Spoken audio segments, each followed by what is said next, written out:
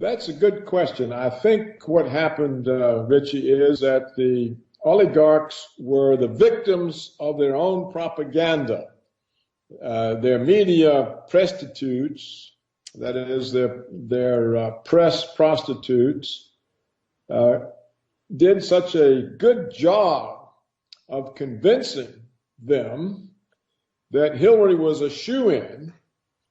You know, the New York Times declared the day before the election that Hillary's election was a certainty, and also the Democrats would capture the Senate, and all the media assured everyone that she would win. So I think they were not prepared to steal the election because they thought it was unnecessary.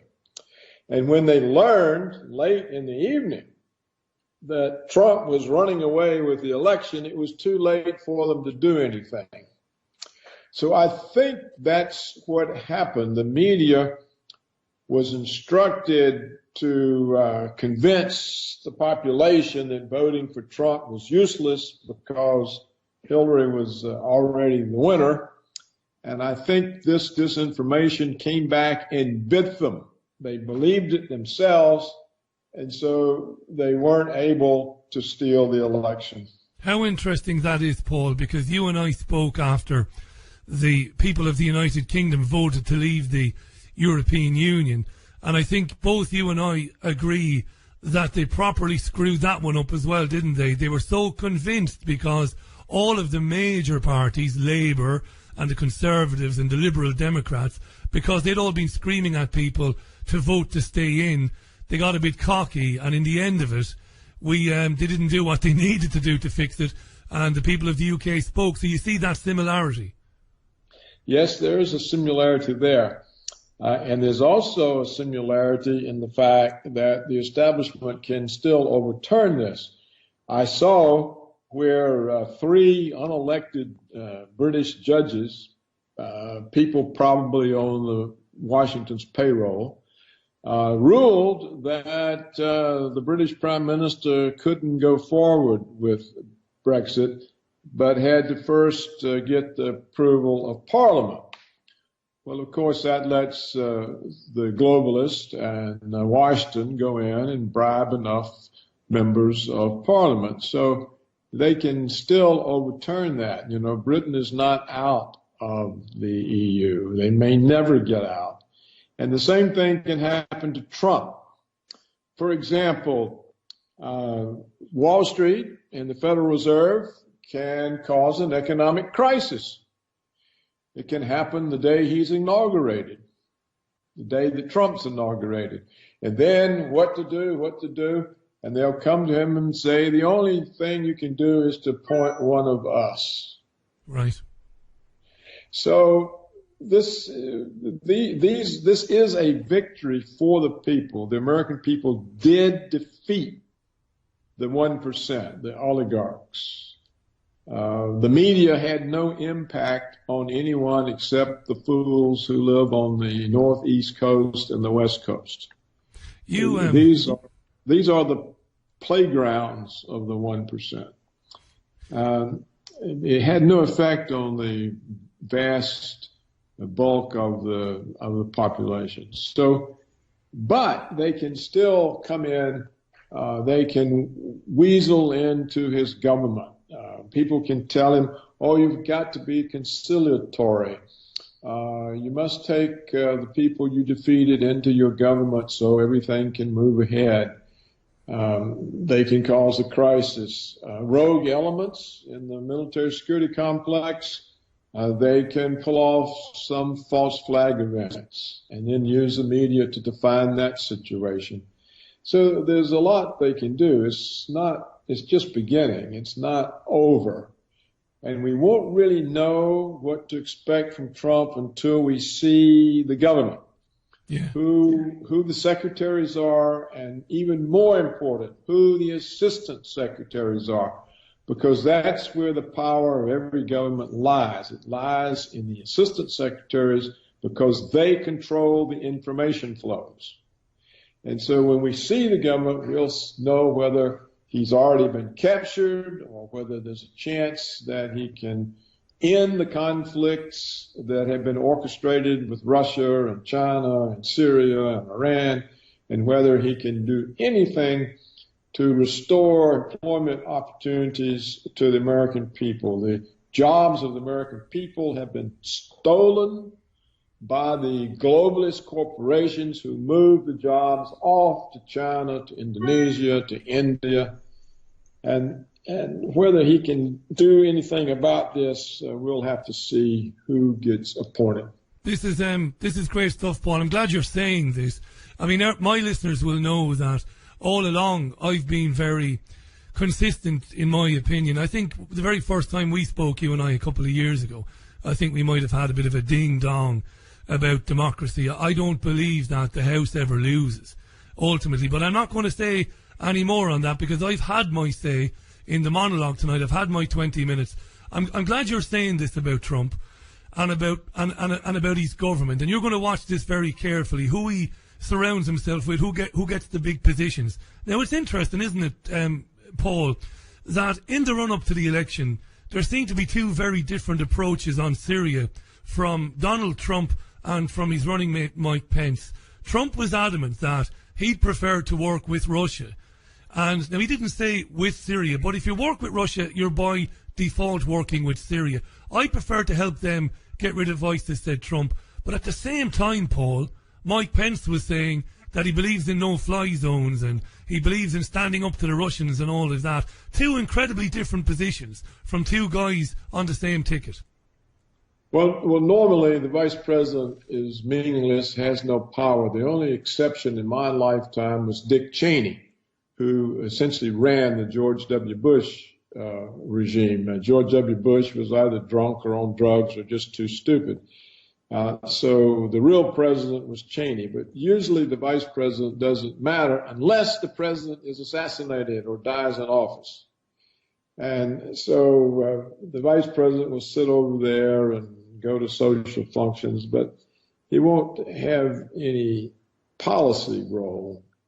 And so I don't much think it matters. The only thing that's worrisome about the guy is that some reason Trump chose him. Now, whether Trump didn't know who to choose and the advisors are advising him badly about people, and this is an indication that he'll end up choosing Victoria Nuland and Susan Rice and Wolfowitz and Fife and Richard Pearl and those kinds of people, then we can see the American people will again be disappointed. You have to remember that Obama promised massive change and delivered nothing. So we'll just have to see whether Trump is aware enough and serious enough to put the people in office that would enable him to do what he says he wants to do. If he is, it doesn't matter about this vice president. He's a non-entity anyhow. And on the other hand, if he's aligned with the oligarchy, then they have a good reason to assassinate Trump. And have their ready-made neocon there to step in then. Paul, puppet there, yeah. How important is it that those who supported him, and everybody's entitled to their opinion, I might still be a bit sore about some of the more well-known alternative media programs and how they threw their support behind them. I might still be annoyed by that. How important is it now, despite the fact that they backed him, unreservedly, that they do the right thing and they scrutinise him and they hold him up to account in, particularly, we talk a lot about the first 100 days. Now, I know you will, and I'm not kissing your ass. I know you will, because you've written it already, you've been saying it already. You'll watch very carefully what he does, who he appoints, and you'll scream from the rooftops. But it's important that everybody else who jumped on the bandwagon, it's important that they do the same, right? Well, I think that what's happened, the lasting good result of the election, I think, is that the American media is permanently discredited. not only were they wrong about everything, but they have no influence anymore, except for people on the northeast coast and the west coast. No one believes them. And so we're the prostitutes, as they are known, the press prostitutes, the people who lie for money. They are discredited. Right now, they're saying, oh, Trump was elected by the white racists, the low-income, ignorant Americans who don't have university education, who hate immigrants, who hate blacks. This is who elected Trump. This is what the media are saying. Well, of course, they're talking then about all but a handful of states. So this has to really make most Americans very mad to see themselves spoken of like this by the media. So the media is in the process of destroying what little of it that remains. So I think that we can forget the American media. No one will ever again believe these lying pieces of crap. You know what I mean? There's total dog excrement. They're finished. And so it doesn't really matter too much about them anymore. What it all comes down to is who is advising Trump in his transition to the Oval Office, because a president can't function without a government. There are a large number of people that have to be appointed. There are 100 assistant secretaries. That's where the power of the government is. You've got to have the secretaries of public personas. They've got to be people who can carry it off, who can create the right sort of attitude and persona. So he's got to have somebody advising him who favors the changes he says he wants to bring. Without that, the establishment is still there. The oligarchs are not defeated. Hillary, their agent, is defeated, but not the oligarchs themselves. They're still powerful. They're there. Their people are there. All the think tanks, the universities that they support with money. So this is the challenge that Trump faces. If he really wants to bring these changes, he's somehow got to sidestep all of those people and bring in people who will help him. Give me a call, Paul. Give me a call on that. I might be cheeky now, but give us your position on that. How do you think he will?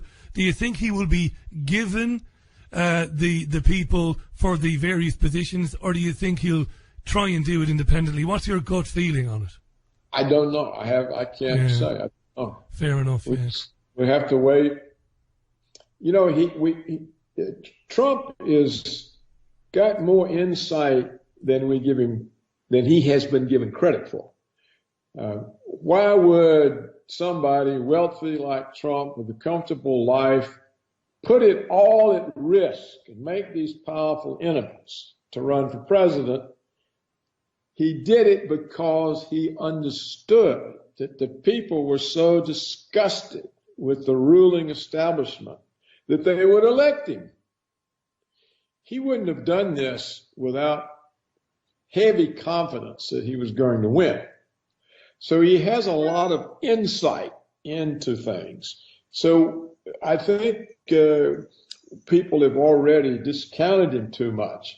The fact that he knew he could win is the only reason he would have entered the contest, because he has nothing else to gain by it, only to lose.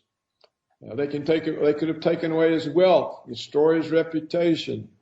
So I think we can't discount his ability to come to good decisions. We'll just have to see if he knows enough, if he's enough aware of the neoconservative threat, if he's enough aware of all of the tentacles that the oligarchs have throughout Washington, throughout the think tanks, throughout the universities. he has to really be careful, and I don't know exactly who will be advising him and what these people might know. But this is what it depends on at this point. At this point. Can I ask a question on that, Paul? A really good question, and I was planning to ask you this. Some of our listeners would love me to put it to you. We enjoy the company every couple of months of former Georgia Congresswoman Cynthia McKinney.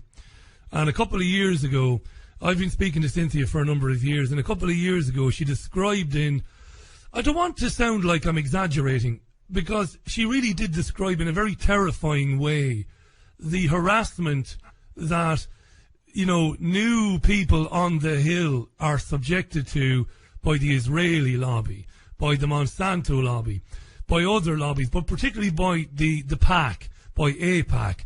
Give our listeners a kind of an idea, Paul, of the sort of pressure that Trump and his aides, his personal assistants, are going to come under from the Israeli lobby in the coming weeks and months.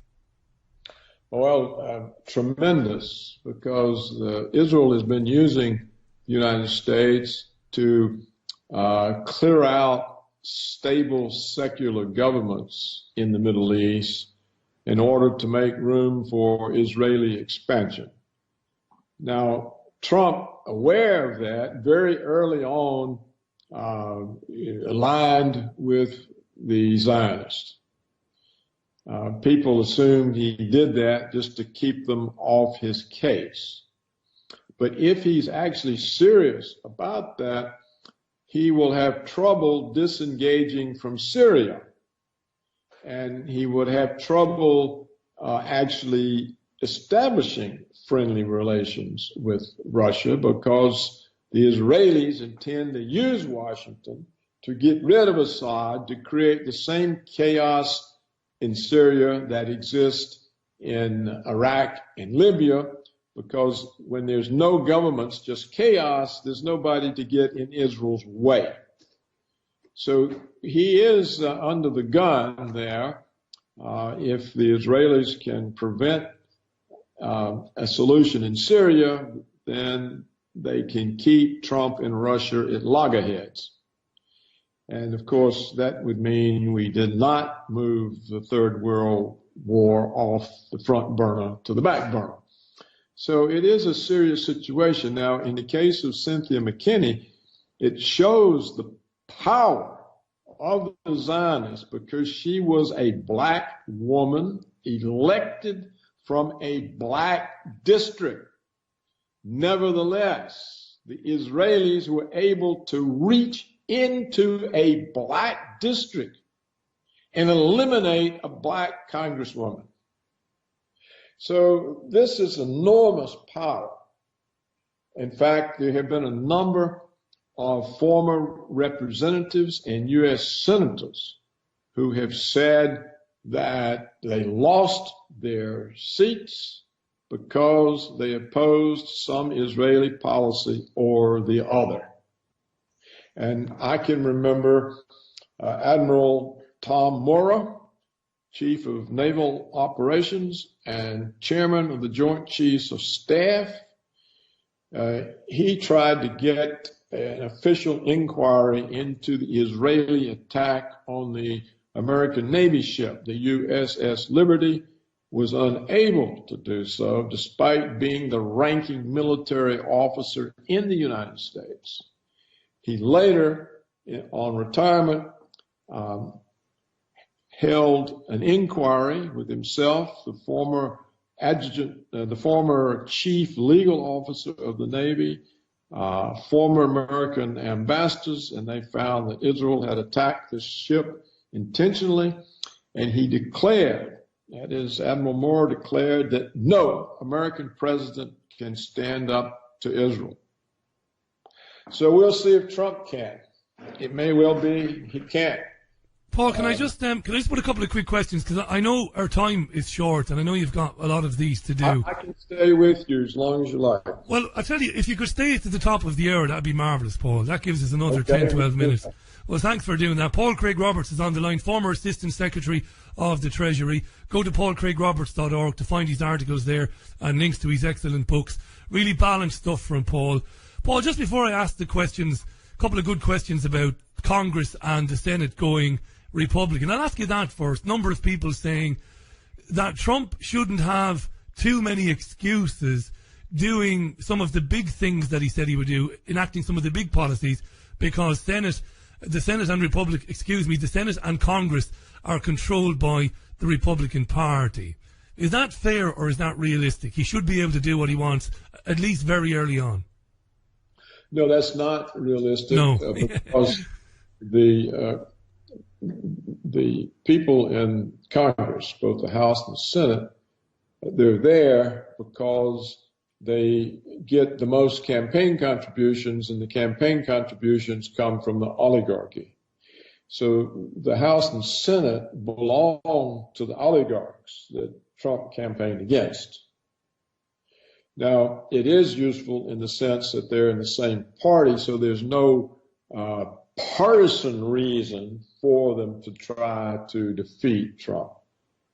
But there are economic reasons, because their source of campaign funds for re-election comes from the military security complex, Wall Street, the mega banks, the Israel lobby, the agribusiness, people like Monsanto, from the extractive industries, which is the oil companies, the mining interests, the timber companies. These are the people who determine who gets elected to Congress, because they're the ones that pony up the money. So the House and the Senate, being Republican, don't mean anything for Trump other than there won't be a political partisan attack on him, but there will be plenty of roadblocks for things that he wants to do. So I think on the whole that we can dismiss this claim that he'll have an easy time. Besides, to stress again, what's important to Trump is what his own government does. If he can't get people in who will support what he wants to do, he won't be able to do it. See, I was in the Reagan administration, and because Reagan had been advised to take George Herbert Walker Bush as his vice president in order not to have conflict in the party, because he had defeated Bush in the presidential primaries. And Reagan said, look, if you don't take him in, the same thing will happen to you as happened to Goldwater. It's just like Rockefeller campaigned against Goldwater for president. Bush will campaign against you for president among Republicans, and the Democrat will win. And so Reagan took in these Bush people, and so we, the Reagan people, found we were always being blocked by the Bush people. And I spent my time in government fighting the Bush people, not the Democrats. The Democrats in the Senate were on my side, even though I was a Republican. But the trouble we had, the Reagans had, was from the appointees in the Reagan administration that had been put there by Bush. So if Trump is told, oh, you've got to take them into the government, you've got to be conciliatory, offer them your hand so we can move ahead, all this kind of BS, which is standard. If he succumbs to that, then they'll control his government, or they'll control enough of it that he won't be able to do anything. It sounds to me... That's the situation. Do you know what, Paul? If I can characterise what I understand to be your position, it sounds to me like and I totally agree with you saying, first of all, the idea that people voted because they were racist and because they were rednecks and because they were foolish, and that's complete nonsense. I agree with you. I think people voted because they despair at the oligarchy, as you called them, at the establishment, at the status quo. They despaired at it. And they grabbed a hold of this guy and clung on to him as something to kind of stick two fingers up at the establishment. And I agree with that. And I understand why people are optimistic about him. Does that define your position, Paul? Are you cautiously optimistic, but at the same time, you know, you're not an old man, but you're an old hand. You've been around the block. You're cautiously optimistic, but at the same time, you're prepared to be let down. Yes, you see, I think the good thing about the election is it showed the American people could defeat the establishment. It could defeat the oligarchs. It could defeat their candidate. Now, so that is a good thing. It shows that the people finally woke up. They understood that a lot was at risk, that they were not being served by the government. And the fact that they realize this, they're not as insouciant as they have been. They're more aware. They were determined. They were not influenced by the propaganda against Trump. And so this is what's good, and this will stay. I think this will be permanent. Now, if Trump pulls an Obama and sells them out, then the question is, do they get demoralized and give up, or do they get more angry? And the next time we see a bloody revolution. You know, sometimes when you had so much corruption, I mean, in the United States, every institution is totally corrupt. Everyone. The oligarchy have corrupted everything. When you get so much corruption, sometimes you can't have a change without bloodshed. People have to die. And you're a pacifist. Our founding fathers were aware of this. Yeah. Thomas Jefferson is explicit about it. So what we may see if Trump is blocked or if he gives up or nothing can happen, the people, they could just give up or they could just get angry. So Paul, can I just clarify that? That anger then can manifest itself in two ways. You could have large scale civil disobedience. We're going to stop paying our taxes. We're going to stop engaging with the system, or people could get so distraught and so angry that we could see even more than civil disobedience, we could see violence. I think it could only be violence. Right. Because if you try to do civil disobedience, you're individually acting and you have no protection. But violence requires large numbers. And there's protection in numbers. If I tell them, well, I'm not having anything to do with you, I'm not paying my taxes, they'll just come pick me up. Yeah. But if there's tens of thousands, hundreds of thousands, millions saying, screw you, we're going to kill you, you can't pick them up. And so I think that if you see, look, Richie, everyone needs to understand this. The living standards of the average American have collapsed. All this BS about America being rich and oh, it's so wonderful and the streets are paved with gold, but it's all BS. For 20, 30 years, the living standards here have been collapsing since the Clinton regime. Collapsing. We have half of the 25-year-old Americans living at home with their parents because they cannot get employment that lets them have an independent existence. They can't pay their rent. We've got huge numbers of university graduates suffocated by student loans. They can't get jobs that let them pay the loans off. We have more people aged 24 through 34 years of age living at home with parents than living independently. There are no good jobs created. The jobs reports, to the extent they aren't just fabricated, they are part-time, low-paid jobs without any benefits, no pension, no health benefits. The country, the people are being destroyed. The retired people have had no interest income on their savings for 8 years or 7 years. 8 years. Yeah, for 8 years. No interest income on their savings. They're having to draw down the money they expected to produce an income to see them through their retirement. People are suffering.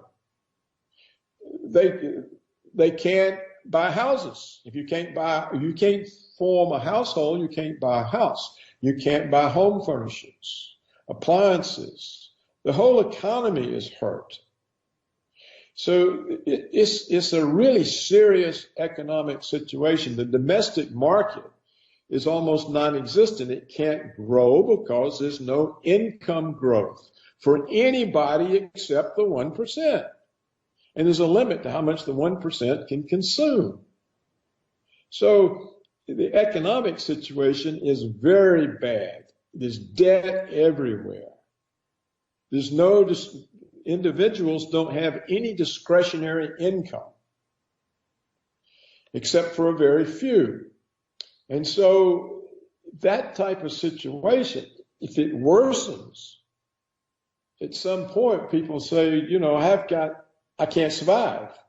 I have nothing to lose. Nothing to lose, yeah. I mean, what if you were 34 years old and you still have to live at home with your parents? You can't even have a girlfriend or a boyfriend. You can't even think about getting married and having children. And this is a situation here. We're talking about the United States is degenerating into a third world country. And all this BS about how rich and powerful we are. It's nonsense. The people here are getting poorer every year, except for the 1%. They get richer because they're looting the system. You're a gift, Paul. I know you're not much for soft talk. I've said this to you before. Somebody who's been inside the doors of the big house and seen the establishment, to be calling it the way you see it and telling the truth is a gift. And it does sicken me when I consume the media and I watch all of these talking heads being rolled out and somebody with your seniority is ignored by the networks because they don't want your opinion broadcasting on prime time, even though you are right. Through paulcraigroberts.org and through the work that you do on other networks, independent networks, you still do a lot and reach a lot of people anyway. But no, I really think, it's important that people hear this. It's been incredibly balanced, your take on what's happened over the last day and a half. I'd love to spend more time with you, but we've got to get out now and I've got to take some news and get to another guest. Thanks so much for coming on, Paul. People go to paulcraigroberts.org. His books are there. Paul's books are absolutely outstanding. And he updates the website every day with thought-provoking and really well-researched articles. It was a pleasure to speak to you, Paul. Thanks so much for coming on. It's my pleasure, Richie. All the best to you. Look after yourself. The great